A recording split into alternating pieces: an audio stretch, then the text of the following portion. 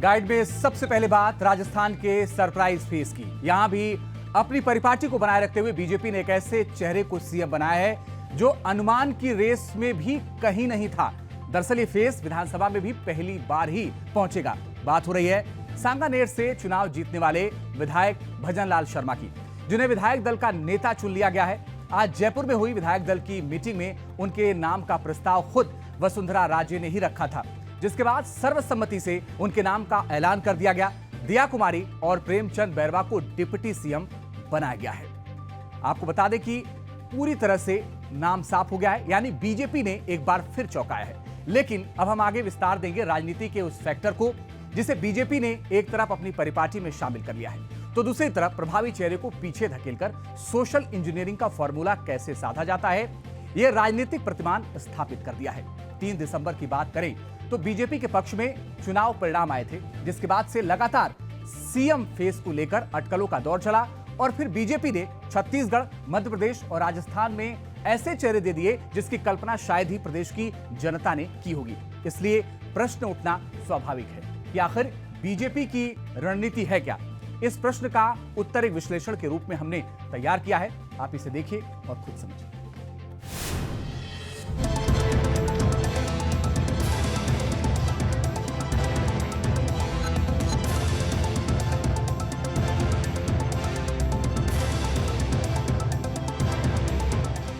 कि आज की इस हैट्रिक ने 24 की हैट्रिक की गारंटी दे दी है।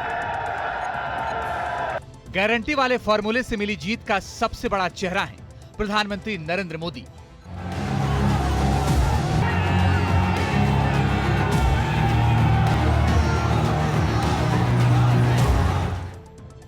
इसलिए चेहरा बदलने में न तो कोई हिचकिचाहट हुई, न ही चेहरा बदलने पर कोई अचंभा।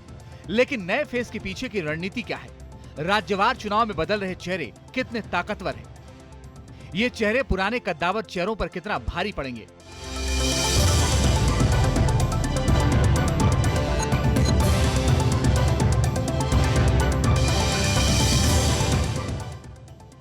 और क्या 2024 की नैया इन नए मुख्यमंत्री के फेस के सहारे पार लगेगी? ये वो सवाल हैं जिसका जवाब इस समय किसी के भी पास नहीं है। अगर किसी के पास है तो वो बीजेपी का शीर्ष नेतृत्व है।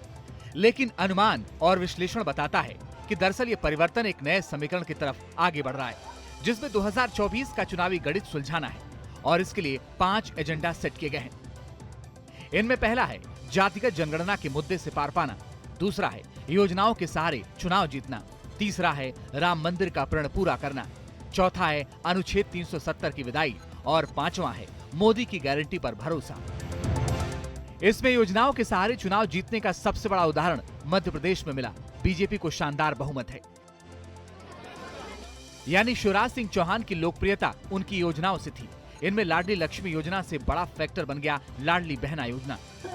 यही वजह है कि नए सीएम की घोषणा होते ही सीएम शिवराज सिंह से मिलकर महिलाएं भावुक हो गईं।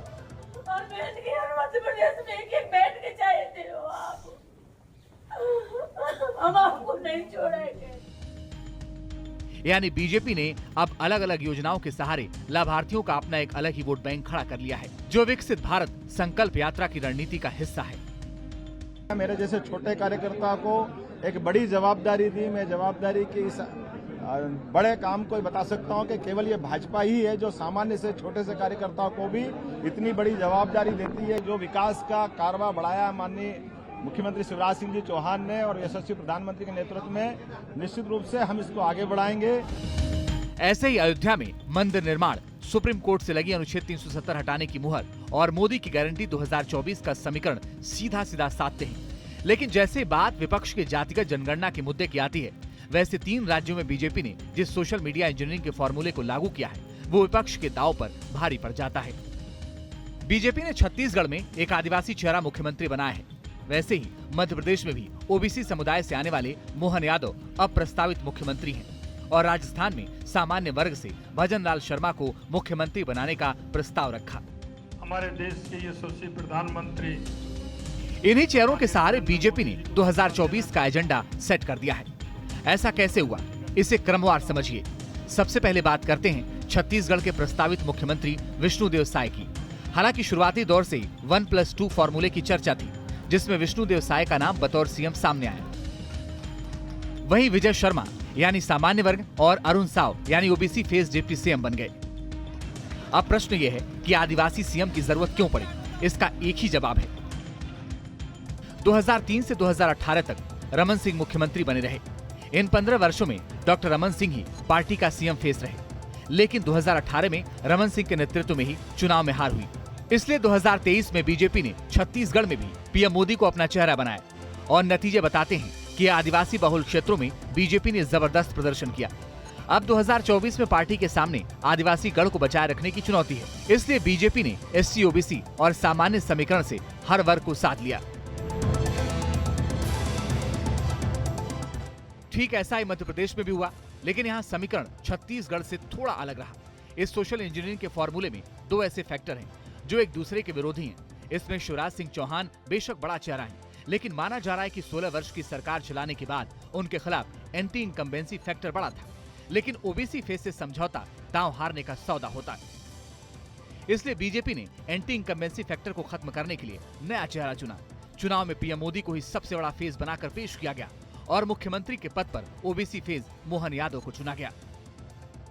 हालांकि एक फैक्टर यह भी है कि एमपी में बीजेपी की जीत का सबसे बड़ा कारण शिवराज सिंह चौहान की योजनाएं रही। लेकिन ओबीसी फेस के साथ योजनाओं की गारंटी जो प्रधानमंत्री मोदी ने दी है, उसके सहारे आगे बढ़ने की तैयारी जारी है, ताकि 2024 में ऐसा कोई भी फैक्टर नुकसान न पहुंचा पाए जो बीजेपी की जीत की राह मुश्किल करे।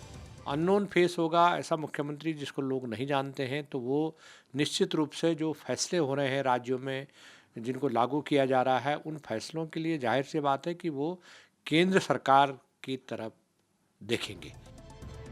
दरअसल वोटिंग तक मध्य प्रदेश में एक ऐसी लहर का अनुमान था जिसमें एंटी इनकम्बेंसी दिख रही थी, लेकिन यह अनुमान गलत साबित हुआ। हालांकि बीजेपी के इंटरनल सर्वे में हो सकता है कि कुछ ऐसी जानकारी भी हो जिसने बीजेपी को यह फैसला लेने पर मजबूर किया है।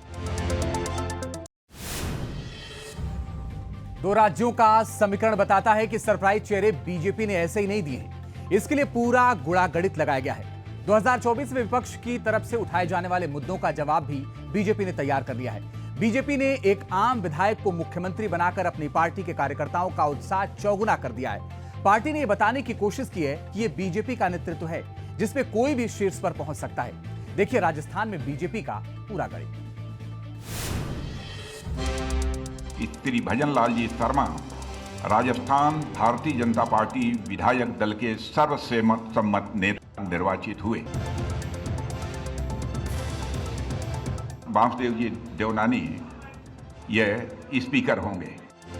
दो उप मुख्यमंत्री होंगे, श्रीमती दिया सिंह और दूसरे श्री प्रेमचंद बैरवा। रिवाज वही, फेस नया, बड़ा बदलाव हो गया।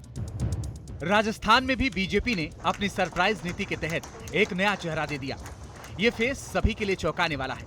हर अनुमानित चेहरे को गलत साबित करके राजस्थान की सांगानेर सीट से पहली बार विधायक बने भजन लाल शर्मा को मुख्यमंत्री फेस बना दिया गया है।